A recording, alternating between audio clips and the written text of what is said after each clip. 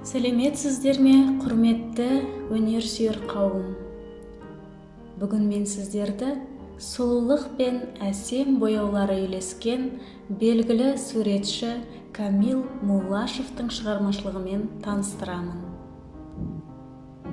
Тәуелсіз Қазақстанда бейнелеу өнері егемен елдің ұлттық мәдениетінің бір бөлігі ретінде халықтың жан дүниесіне, эстетикалық сұранысы мен ой талғамына, рухын көтеруге үлкен әсерін тигізді. Осы көріністің жалғасы ретінде бүгінгі күнде де қазақ бейнелеу өнері қалыптасқан мемлекетіміздің даму кезеңдерін шынайы бейнелеп келеді. Белгілі суретші Камил Муллашевтың есімі тек Қазақстанда ғана емес, жақын және алыс шет елдерде де жақсы танымал. Суретшінің шығармашылығы 1970 жылдардан бастап қалыптасқан болатын. Сол кездің өзінде-ақ ол өзінің қолтаңбасымен, тақырыптық ерекшелігімен бірден көзге түсті. Камил Муллашев қатаң стильдің негізін салушылардың бірі. 1967 жылы Гоголь атындағы Алматы көркемсурет училищесін, 1978 жылы Суриков атындағы Мәскеу мемлекеттік көркемсурет институтын, Салаховтың шеберханасынан да білім алады. Бұл білім ордасынан суретші кәсіби шеберлік жағынан да, өмірлік тәжірибеден де көп сабақ алады. 1978 жылы қаламгер Алматыға оралып, бүкіл одақтық және халықаралық деңгейдегі көрмелерге қатыса бастайды. Оның «Жер және уақыт, Қазақстан» атты дипломдық шығармасы суретшінің атын шығарып қана қоймай, республиканың романтикалық символына айналған болатын. Осылайша, суретші тың жерлерді игерумен және адамның ғарышқа шығуымен белгіленген соңғы дәуірдің қайталанбас бейнесін жасады. Триптихтің сол жағы ақ шөл далада, жастық шақ орталық бөлігі және оң жақ бөлігі нан пісіру деп аталады. Бұл шығарманың барлық бөлігіндегі композициялық тәсілі барлығында бірдей алынған. Яғни үлкен аспан кеңістігі, адамдардың жетістігі, көрермен назары төменнен жоғары қарай алынған. Сол уақытқа тән өмірге деген оң көзқарас осы үш суретте айрықша көрінеді.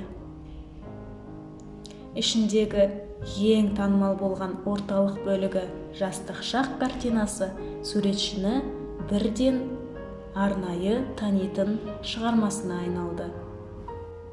Қаламгердің «Шопан» атты туындысы 1960 жылдардағы Кенбаевтың «Кездесу», «Асауға құрық салу» сынды туындылардан мүлдем бөлек. Жалпы ауыл тақырыбы 1960-70 жылдары көптеген Қазақстан суретшілерінің шығармаларында ең басты тақырыптардың бірі болды. Бұл картиналардан табиғат пен адамның бір-бірімен ерекше байланысын, туған жерге деген ерекше ыстық ықыласты, бақытты сәтті көретін болсақ, Камил Муллашевтың «Шопан» туындысында бұл көңіл-күй керісінше басқа арнаға ауысады. Біріншіден, сол кездегі зерттеушілердің бірден байқағаны, басты кейіпкер Шопанның көрерменге теріс қарап тұрған сәті көңілді өзіне еріксіз аударады. Бізге оның бет-әлпеті көрінбегенімен, оның бүкірейіп тұрған тұрысынан, көңіл күйінің жоқтығын, мазасыз ой үстінде тұрғанын сеземіз. Композицияны бір тұтастықта ұстап тұрған Шопанның алып бейнесін не мазалап тұрғаны көрерменнің назарын бірден аударады. Осындай көріністердің суретшінің «Көктем желі» деп аталатын келесі туындысынан да көруге болады. Ауа райының бұзылуына байланысты Шопан отбасы мен малдарын тез арада жинап қораға кіргізіп жатқан сәтін бейнелеген. Суретші соның барлығын өз көзімен көргендіктен, туындыдағы Шопанның сезінім түзіну арқылы оның бейнесін шынайы өмірдегі көрінісін шығарған. Картиналардан бақытты өмірі немесе кең байтақ жазық далада тыныштық ұялаған сәттер ғана емес, керісінше мазасыз күнделікті ауыл адамдарының күйбелең күнкөріс тіршілігін, Шопан бейнесінің шынайы өмірдегі еңбегін көрсетеді. Мулашевтың сол жылдардағы тың жерлер, балықшы, көктемгі самал жел, ойнап жатқан балалар атты туындыларында бос қалған ауылды жерлерді, тыныштық пен белгісіздік ұялаған кезеңді көреміз. Уақыт бір мезетте тоқтап қалғандай әсер қалдырады. Оның туындылары деректі фотосуреттер іспетті. Қолына фотоаппаратын алып жүріп, сол кезеңдегі ауылды, көшелерді, адамдарды түсіріп алғандай туындылары 80-ші жылдардағы өмірдің шынайы көрінісін баяндайды. Қылқалам шеберінің шығармашылығында портрет жанры ерекше орын алады. Автордың пайымдауынша, біріншіден, жақсы жазылған портрет белгілі бір сәтті тоқтата алады. Келешекке салынған адамның тек бейнесін ғана емес, сонымен бірге оның аурасын, ішкі және сыртқы әлемін жеткізе алады. Екіншіден, портрет тірі болуы керек. Бұндай тіршілікке суретшінің үлкен шеберлігі мен оның барлық сезімдерінің шоғырлануы қол жеткізеді.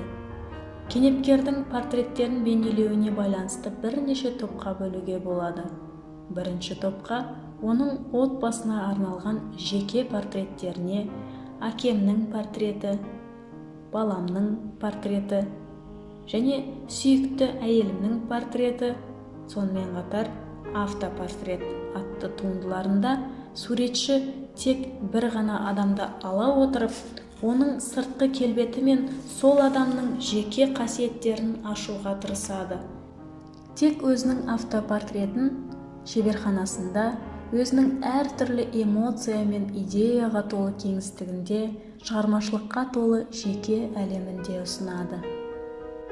Келесі портреттік жұмыстарында суретші кейіпкерлерді белгілі бір шынайы ортада, бөлменің ішінде күту, теңіздің жағасында, алыс жағалау, табиғат аясында, алма бағында талтүс атты туындысы және Қазақстанның бірінші президенті Нұрсұлтан Әбішұлы Назарбаев портретін арнайы мемлекеттік рәміздердің аясында салтанатты киімде бейнелейді.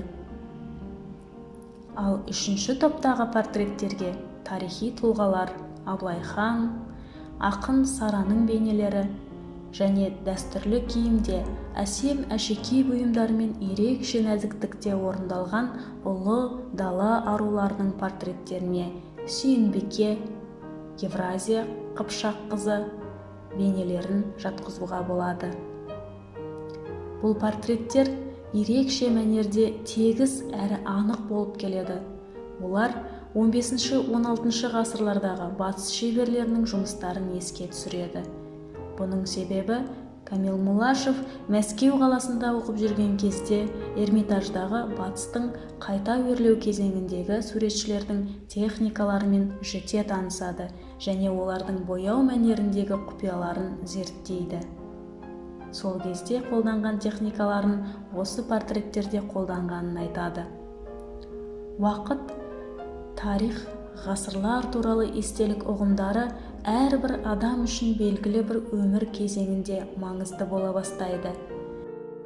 Суретші тарихқа, көшпенді қазақ өміріне арналған шығармаларында осы ұғымдар жайында өзінің көз қарасымен бөліседі. Суретші жұмбақ, түсініксіз, керемет әлемге тап болған кезде жарқын бейнеге сезіммен жақындағанда өзін бақытты сезінді. Камил Мулашев өзіне ерекше әлем ойлап табу арқылы оған тереңірек үңілуде таңғажайып екінші әлем есігін ашты. кенепкер әр кезеңде жаңа ойлар мен тақырыптар бейнелеудің жаңа мәнерін шығарып отырды. Осыған сәйкес 2000 жылдардағы арманнан тыс өмір беретін қызғалдақ шырыны, ата-бабалардың шақыруы сынды шығармалары сюрреалистік бағытта қиял ғажайып фантастикалық сарынмен таң қалдырды. Дала, таулар мен әртүрлі су қоймалары, ағаштар суретшінің бала кезінен жақсы көретін нысандар. Сондықтан пейзаж жанры суретшінің барлық шығармашылық кезеңінде кездеседі. Сол жылдарды шарын құлттарының шеруі, бақта, біздің үй, қапшағай көрінісі және тағы басқа кенептер арқылы суретші біздің әлемге қайта оралып отырды. 2013-2019 жылдары Камил Мулашев Қазақстанның ауылдары мен жақын елдерге іс-сапарға аттанады. Жол бойы орындаған пленерден пайда болған шығармалары дала, тау, көлдің көріністері көтеріңкі көңіл-күй сыйлайды.